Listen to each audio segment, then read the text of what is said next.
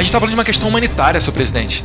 Eu fico assim, às vezes até perplexo, até onde vai, né, os princípios e o caráter do ser humano para conseguir negar esse tipo de fato. A gente não está falando de uma suposição, eu estou falando o que eu vi com meus olhos. Eles estão querendo dizer que o que eu vi com os meus olhos não é verdade. Pelo amor de Deus. E depois ainda começam a tentar traçar saídas que muitas das vezes são artimanhas de Maduro para se perpetuar no poder. Sou enfático em dizer, a Noruega não tem autoridade nenhuma para negociar a questão da Venezuela, porque ela já errou com a questão colombiana. A Venezuela, ela só deu poder e energia para que as Farc entrassem dentro do Congresso da Colômbia.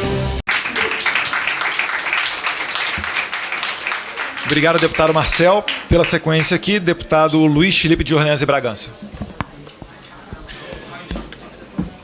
Obrigado, presidente.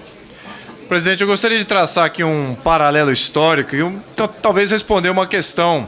Por que nós, Brasil, estamos aqui numa situação de ajuda e não de sermos ajudados? Eu acho que é um histórico no Brasil. Isso requer aí voltar um tempo, mas não vou fazer esse regresso agora.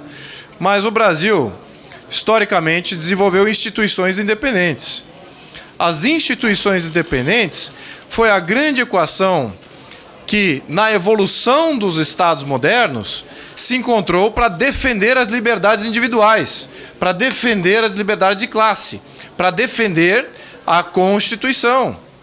E, por incrível que pareça, nós também já cometemos erros em relação à nossa evolução de Estado e entramos aí num ciclo extremamente destrutivo, em que fomos comandados aí por oligarquias, grupos de interesses, tanto econômicos, militares, agricultura, industriais, bancos, etc., e eram rompidos por ciclos de populistas.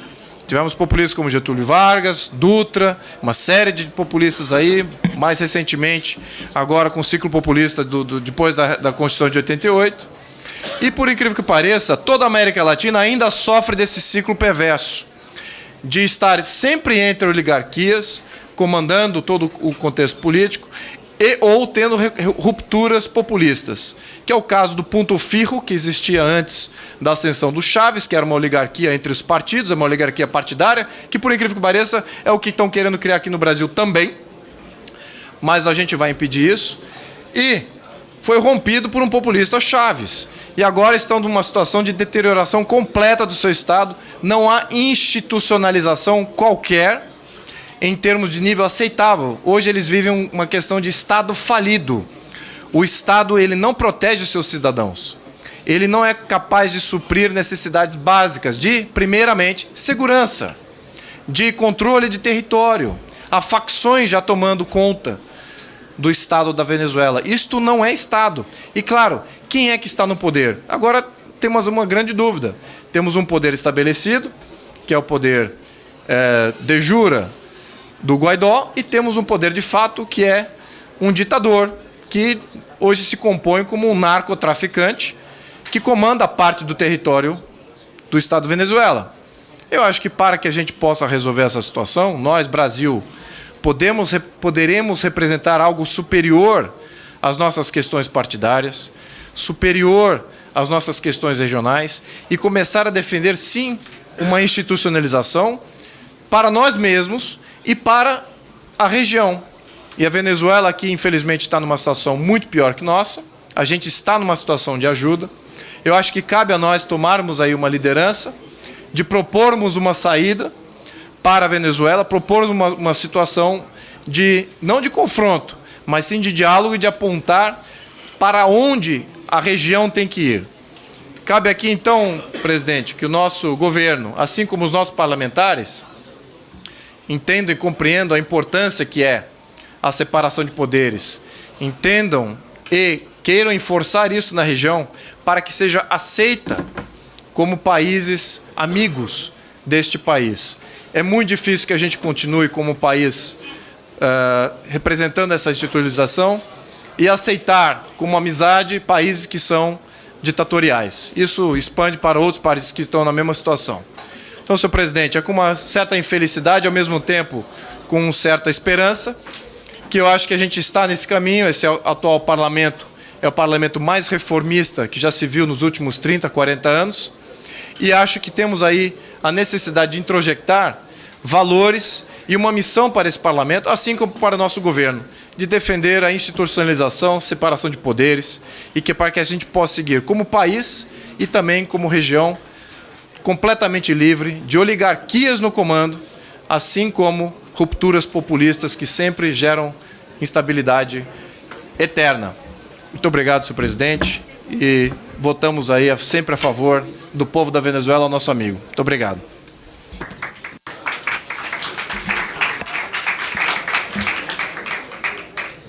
Passa a palavra agora ao autor do requerimento, deputado Eduardo Bolsonaro, que falará pelo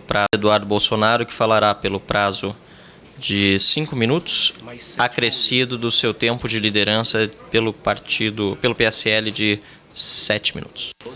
12 minutos no total. Perfeito, presidente. Acredito que eu não vou utilizar esse tempo todo, mas seria um tempo insuficiente para rebater aqui o pouco que eu ouvi do começo da audiência, principalmente proferido pelo professor Gilberto Maringoni de Oliveira, numa tentativa esdrúxula de tentar minimizar o que acontece na Venezuela hoje. Assim como Vossa Excelência, eu tive a oportunidade de ir lá 2 vezes, uma delas até acompanhada do Roderick Navarro, do grupo Rumbo Libertar. E, como eu tenho dito, a história se repetia. Quando você parava no meio do caminho entre Boa Vista e Pacaraima, na fronteira, para falar com os venezuelanos, quase sempre magrelos, a história se repetia. Não existe mais gato nem cachorro para se comer nas ruas. Então não se trata de uma situação onde o governante errou a mão numa medida econômica ou errou numa política equivocada. Não, não, não. A gente está falando de uma questão humanitária, senhor presidente. Eu fico assim, às vezes até perplexo. Até onde vai, né, os princípios e o caráter do ser humano para conseguir negar esse tipo de fato? A gente não está falando de uma suposição, eu estou falando o que eu vi com meus olhos. Eles estão querendo dizer que o que eu vi com os meus olhos não é verdade. Pelo amor de Deus. E depois ainda começam a tentar traçar saídas que muitas das vezes são artimanhas de Maduro para se perpetuar no poder. Sou enfático em dizer, a Noruega não tem autoridade nenhuma para negociar a questão da Venezuela, porque ela já errou com a questão colombiana. A Venezuela, ela só deu poder e energia para que as Farc entrassem dentro do Congresso da Colômbia. E diga-se de passagem, após um plebiscito, onde a maioria dos colombianos disseram que não queriam as Farc dentro do Congresso. Isso é tipo negociar com o estuprador. Eu não sei mais como exemplificar isso. É como falar, não bota tudo, não bota só metade. Isso é negociação, gente. Não vamos emagrecer 10 quilos, não. Vamos só fazer um político para emagrecer 5 e aí a gente chega ao meio termo. Não existe meio termo com criminoso. O 02 do Maduro, seu braço direito, é Diosdado Cabello. É o maior traficante, é o dono do cartel dos soles. Esse é o tipo de pessoa que a gente tem que negociar para devolver a democracia e a liberdade para o povo venezuelano. E eu cito aqui como exemplo claro de recado do povo venezuelano para a comunidade internacional. Rodrigo relembrou aqui, ano passado tivemos uma eleição com mais de 80% de abstenção. Eu vou convidar aqui as pessoas que estão me assistindo pelo vídeo, que eu vou postar nas minhas redes sociais também, o seguinte. Na Venezuela, você só se alimenta de uma maneira. Se você tiver o Tarjeta de la Pátria, uma espécie de Bolsa Família.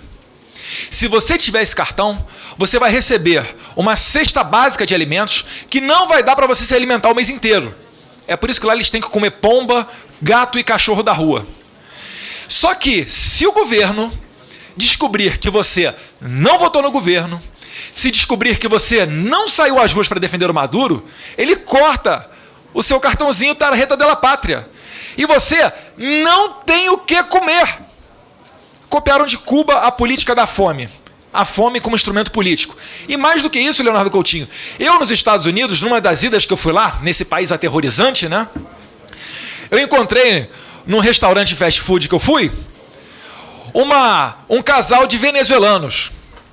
Poderia ir lá sim, quando mais jovem eu fui lá fritar hambúrguer com muito orgulho, porque eu trabalho no roubo, em que pese eu ser filho de presidente, eu não vou enriquecer ilicitamente, eu tenho vergonha na cara de trabalhar e faço isso com muito prazer, com muita dignidade, me ajudou a enriquecer. Mas nessa oportunidade, lá nos Estados Unidos, em Oklahoma, eu conversei com um casal de venezuelanos.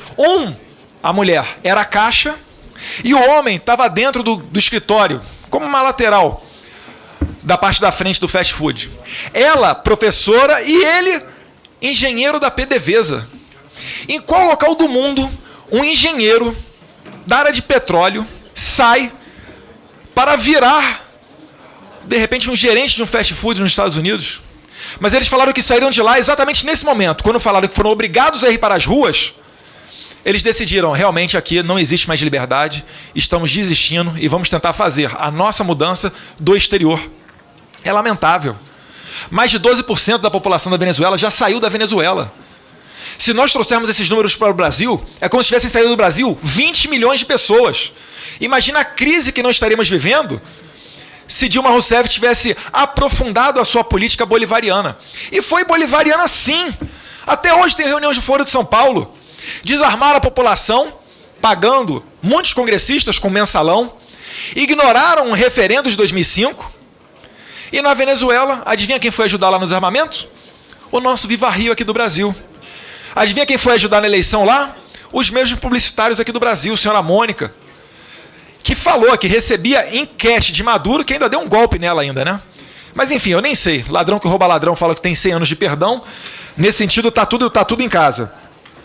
Foi aventada aqui a questão da abstenção, perfeito. Já que estamos falando de embaixada, né? Não vou baixar o nível. Foi citado aqui que a minha indicação para a embaixada pode piorar a situação devido à aproximação com os Estados Unidos, esse país imperialista que quer explorar os outros, né? Foi citada a questão do pré-sal brasileiro. Com muito orgulho eu votei aqui para que o pré-sal brasileiro, para que possamos usar empresas estrangeiras para extrair o pré-sal do Brasil. E de maneira nenhuma, deputado Marcel Van Hatten, isso significa em perda de soberania. Por quê? Porque nós temos uma reserva larguíssima de petróleo. Se deixarmos só a Petrobras extrair esse petróleo, ela não tem condições de extrair tudo isso em um tempo hábil suficiente para que nós tenhamos os lucros desse pré-sal antes da mudança energética global. Ou seja, se nós não permitirmos que empresas estrangeiras venham a explorar o nosso petróleo e nós ganhemos com isso na geração de empregos e arrecadação de tributos, daqui a 10, 20 anos a matriz energética mudou. E aí nós aqui, com uma riqueza dessa, a gente vai estar olhando lá para o fundo do mar assim, ó. Ó, o pré-sal é nosso, hein? O pré-sal é nosso, hein? História para boi dormir. Pararam no passado, senhor presidente. Esse protecionismo é o segredo do sucesso para o não desenvolvimento. Me apontem um país em que o protecionismo deu certo. A própria China. A China só começou a ser a China que é hoje, pujante na economia, quando abriu seus mercados. A Coreia do Sul permanece fechada, Cuba permanece fechada, Venezuela permanece fechada, e se a Argentina vier a optar por esse fechamento também, vão se tornar outra Venezuela. Então, senhor presidente, o que nós queremos é uma política pujante. São os exemplos que dão certo. É a Coreia do Sul, é Estados Unidos. O próprio Estados Unidos, que muitos daqueles que defendem o comunismo e o socialismo aqui, vão tirar férias lá. Exilam-se na Inglaterra, tiram férias na Disney, vão de passagem em avião de primeira classe, que eu não tenho nada contra. Mas é complicado você dizer que o patrão explora a mais-valia do trabalhador e depois se beneficia desse lucro viajando de primeira classe por aí. E, senhor presidente, finaliza aqui com uma questão que muito me incomoda. Vou tocar o dedo numa ferida aqui. Eu não sei por que o governo brasileiro ainda não expulsou o embaixador venezuelano no Brasil. A partir do momento em que Jair Bolsonaro reconhece como o presidente legítimo da Venezuela, e de acordo com a Constituição venezuelana, Juan Guaidó, eu não sei por que não está sentado dentro da embaixada a embaixadora Belândria, que aqui nos acompanha nessa comissão. Eu não sei por que as Forças Armadas continuam chamando e convidando autoridades venezuelanas para que em público venham a prestigiar eventos das nossas Forças Armadas. Eu não consigo entender isso, senhor presidente. Eu posso aqui estar tocando um dedo numa ferida, mas é porque, às vezes, quando eu vou ao exterior, nós somos criticados, dizendo que a nossa fala é de uma maneira e a conduta é de outra. Isso tem que acabar.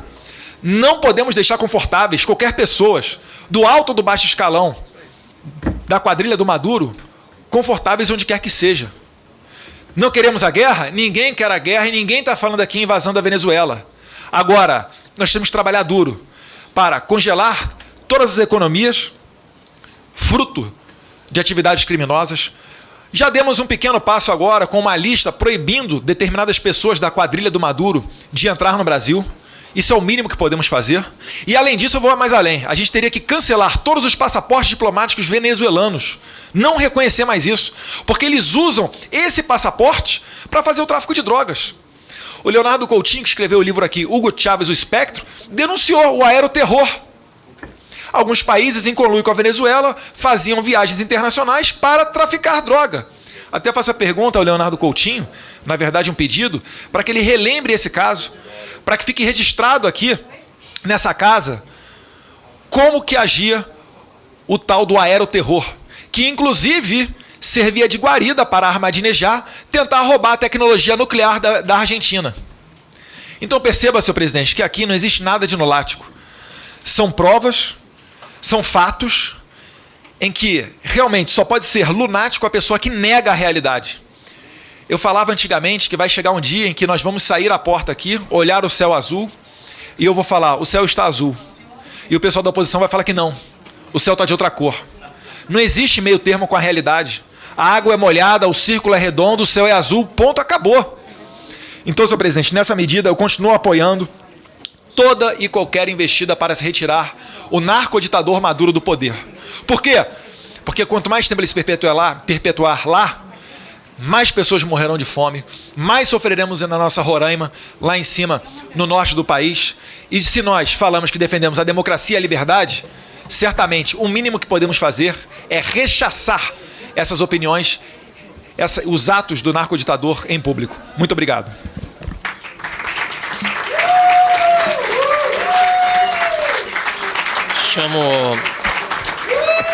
Chamo de volta à mesa dos trabalhos o deputado Eduardo Bolsonaro para que reassuma a presidência.